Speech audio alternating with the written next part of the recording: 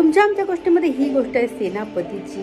एका राज्यातील एक सेनापती हा खूप बलवान असतो आणि खूप हुशार असतो. त्याचा घोडासुद्धा पळण्यात वेगवान असतो. एकदा त्याच्या घोड्याच्या नाळीचा खिळा पडतो आणि त्याला असं वाटतं की ठीक आहे, आता कुठे आपल्याला काम करायचं आहे, आपण नंतर याचा खिळा बसून घेऊ आणि याची नाळ चांगली करू. असं म्हटल्यावर काही दिवसातच राजाची हुकूम येतं की आपल्याला दुसऱ्या राज्यात जाऊन लढाई करायची आहे आणि लगेचच आपल्याला निघायचं आहे. तेव्हा सगळेजण त्या लढाईला निघतात.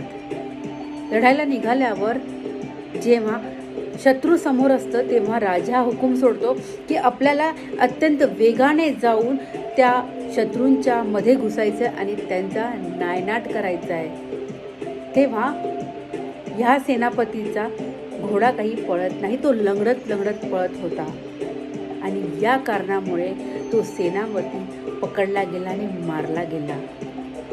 सांगण्याचं तात्पर्य हेच होतं की जेव्हाचं काम तेव्हाच करावं, लगेचच काम करून मोकळं व्हावं, अन्यथा आपलं स्वतःचंच नुकसान होतं.